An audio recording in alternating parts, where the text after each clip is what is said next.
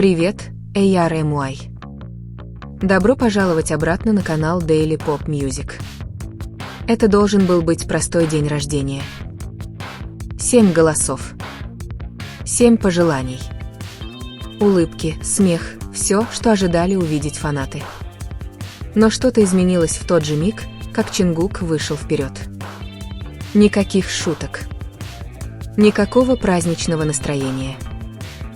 Просто один тихий подарок и реакция, к которой никто не был готов. Улыбка Тэхёна застыла. Его взгляд смягчился, и на долю секунды в комнате воцарилась тишина. Это был не просто подарок на день рождения. Это было напоминание, послание, обернутое в память, которое тронуло глубже, чем любые слова. И с этого момента все в этом празднике изменилось, потому что чтобы Чингук не подарил Тэхёну в тот вечер, это изменило все. В комнате раздался теплый смех, знакомые голосы переплетались, как всегда. 7 фигур. 7 историй. Один момент, застывший во времени. Тэхён сидел в центре всего этого, легко улыбаясь, принимая поздравления с днем рождения, обернутые в шутки, поддразнивания и нежность, которые могли возникнуть только после многих лет совместной борьбы. Для любого наблюдателя это выглядело идеально, непринужденно, именно так, как представляли себе фанаты. Но совершенство имеет свойство трескаться, когда этого никто не ожидает.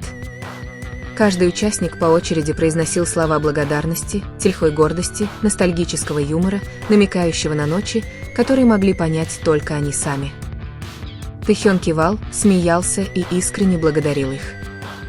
Его выражение лица оставалось спокойным, отточенным, собранным. Это был не первый его день рождения в центре внимания. Он знал, как удержать момент. И все же чего-то не хватало. Чингук почти не говорил. Он стоял немного в стороне, не отстраненно, но наблюдательно. Его взгляд следил за Тэхёном так, словно это было нечто большее, чем просто празднование, словно он ждал той самой секунды, которую мог распознать только он. Когда остальные закончили, наступила пауза. Небольшая, почти незаметная. Почти. И тут Чингук шагнул вперед. Никакого громкого объявления. Никакой игривой подготовки. Просто тихое изменение энергии в комнате. Он не улыбнулся сразу. Вместо этого он сделал вдох, успокоился и протянул то, что принес. Это не было чем-то броским. Это не было чем-то, что должно было произвести впечатление на камеру. И каким-то образом это сделало невозможным игнорировать это. Реакция Тэхёна последовала мгновенно. Улыбка, которую он носил весь вечер, померкла, не резко, но достаточно. Его глаза смягчились, а затем расширились, как будто что-то глубоко личное было затронуто без предупреждения. Это было не удивление. Это было узнавание. Такое, которое возвращается сквозь годы и вытаскивает на поверхность что-то хрупкое. В комнате на долю секунды воцарилась тишина. Казалось, все поняли, что являются свидетелями чего-то, что им не принадлежит, чего-то не отрепетированного, не спланированного, не предназначенного для анализа. Чингук произнес всего несколько слов, но тяжесть, стоящая за ними, давила на воздух. Каким бы ни был подарок, он нес в себе больше, чем просто чувство. Он нес в себе память.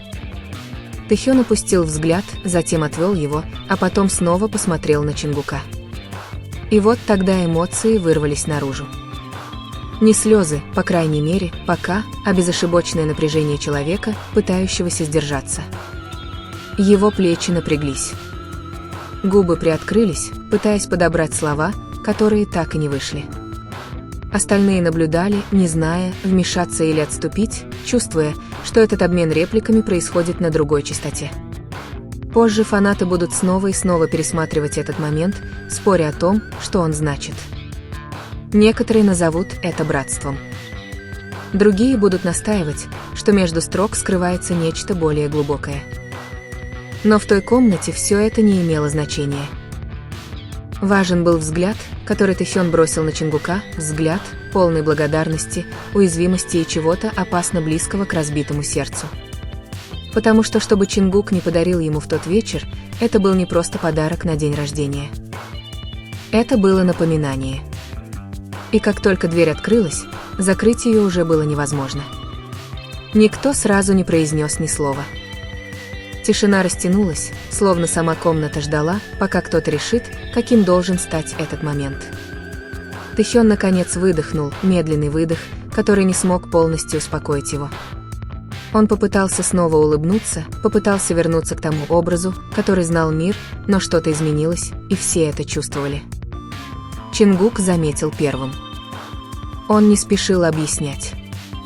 Он не заполнял паузу шутками или оправданиями.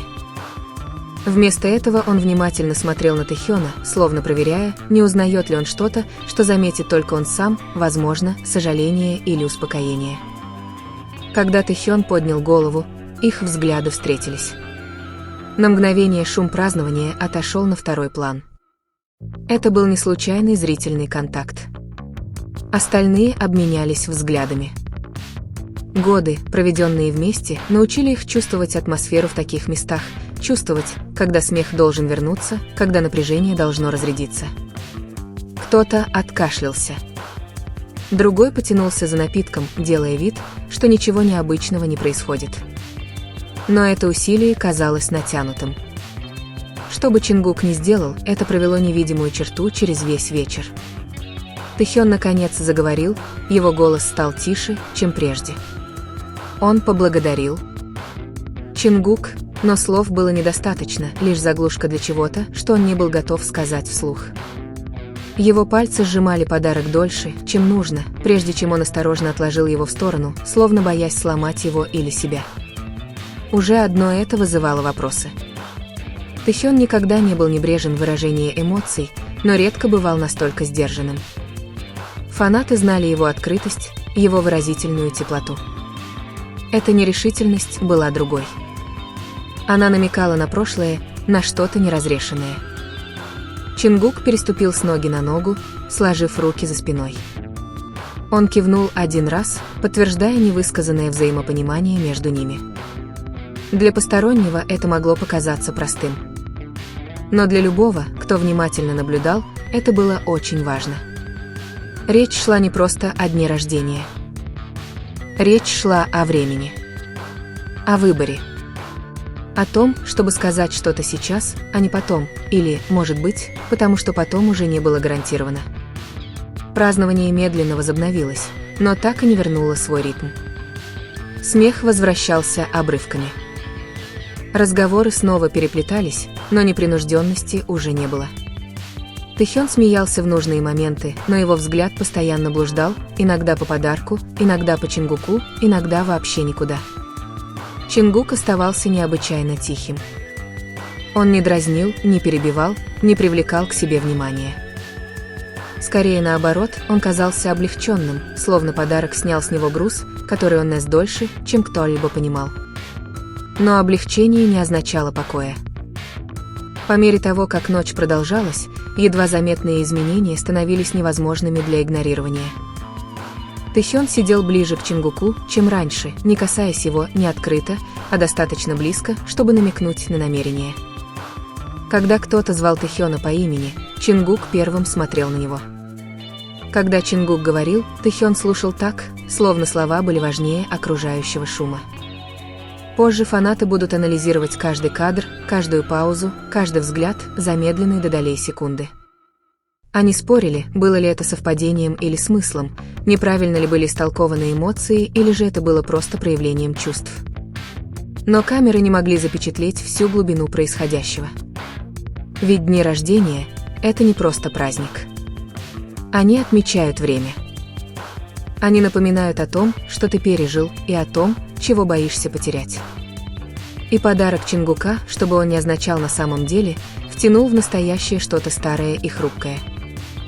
Что-то, с чем, как думал Тэхён, он уже смирился. По мере того, как свечи гасли, а ночь приближалась к концу, от одной истины становилось все труднее убежать, этот момент еще не закончился. Это было только начало.